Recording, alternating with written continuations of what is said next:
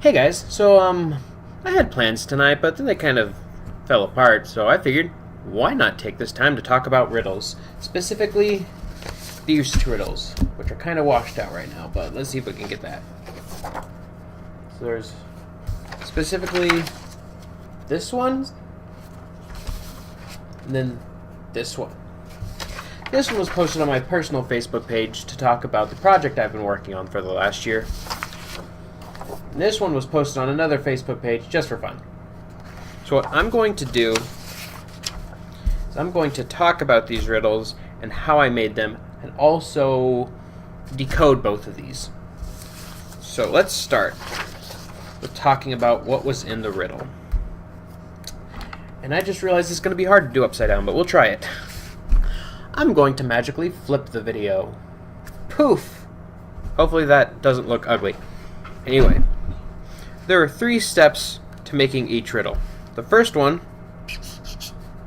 is make the riddle.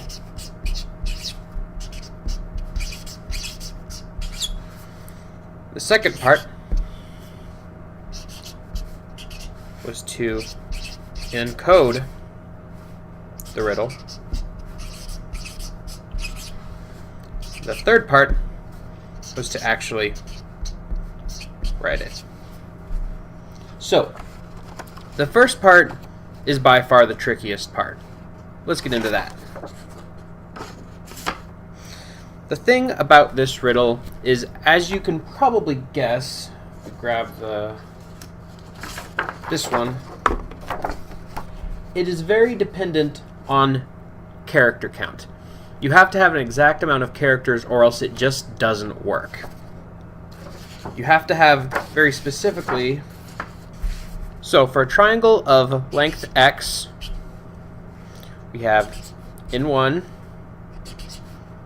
in 2, in 2, we'll see, all the way down to in x. It takes amount of characters, pretty much a summation of I from I equals 1 to x is the amount of characters we need. So this is the amount of characters we need. So as you can imagine, it takes a lot of guess and checking where you just write something out, see if it works. If not, go back and forth and go from there. Let's start with one I know already works. Well, I had one prepared. Apparently I lost it, so let's just make one up. So the easiest way to do it is just to kind of write it out in a triangle. So tofu is evil. Sure, let's go with that because it works and I thought of it and it's funny. So we have our phrase. Next is to encode it. It's not a riddle in this case, but we can still encode it. The way we do this is something I'm honestly surprised wasn't found out earlier. I encoded it using ROT15, also known as a Caesar cipher. I don't know if I'm spelling that right, but I honestly don't care. So, for those of you who don't know what a Caesar cipher is, it's pretty simple. What you do, for example, in this case, we'll do a ROT15.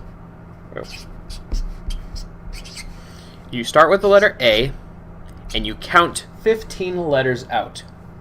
So in this case, 15 letters after A is L, 15 letters after B is N, and so on and so forth. You just kind of go on in O, P, Q, for D, and E. So on and so forth until you get just a big giant table is how I did it. So with this phrase, we get the following.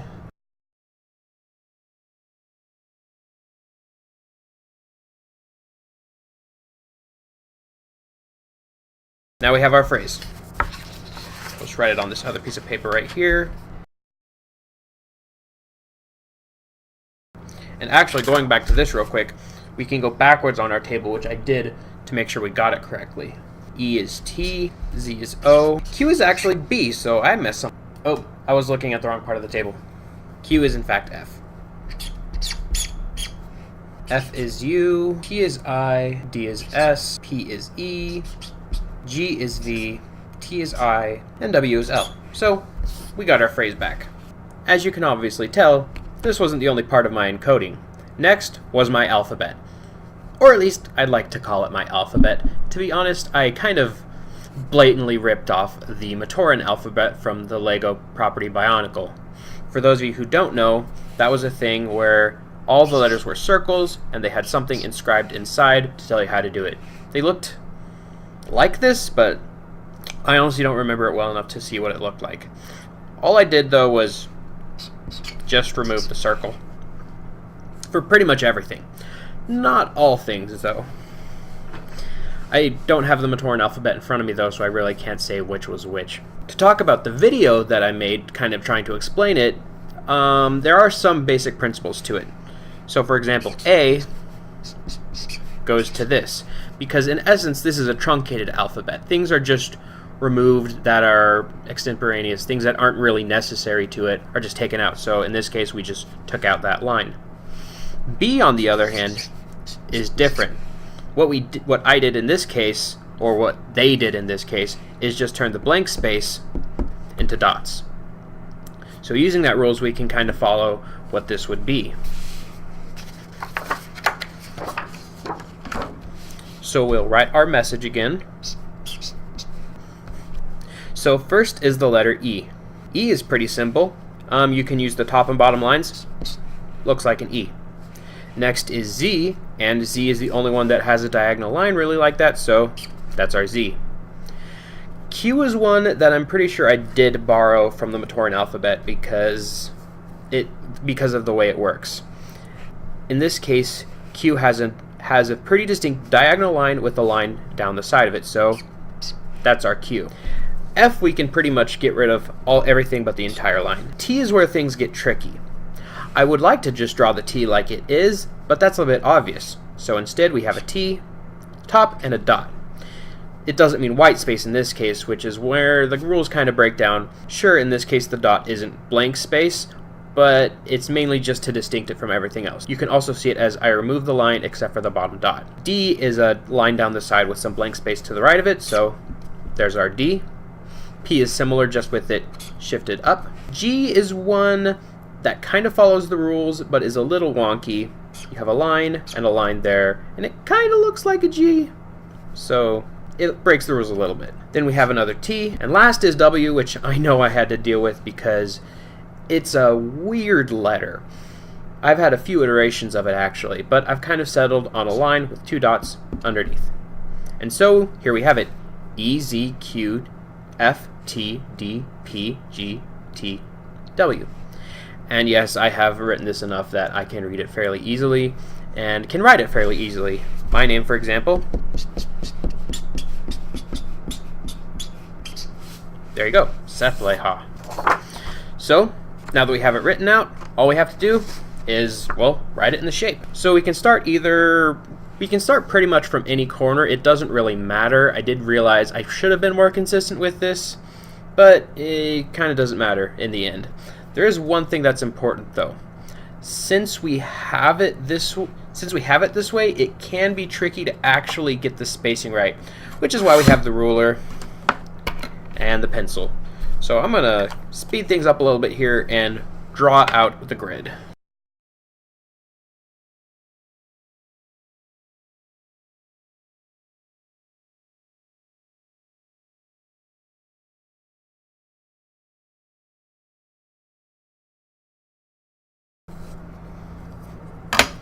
Okay, we have our grid drawn out. It's a little wonky, but it'll work and just look weird. So all we have to do now is just pick a corner and start writing it out.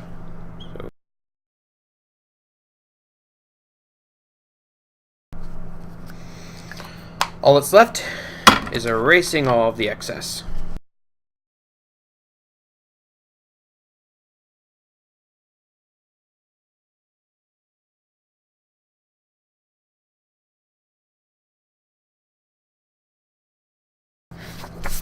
And there we have it. It's a little lopsided, but it's a riddle. Read this way. That explains the 15 with circles going this way. And yeah.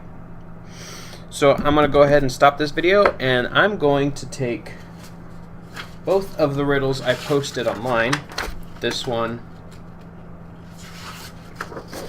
and this one, and decode them.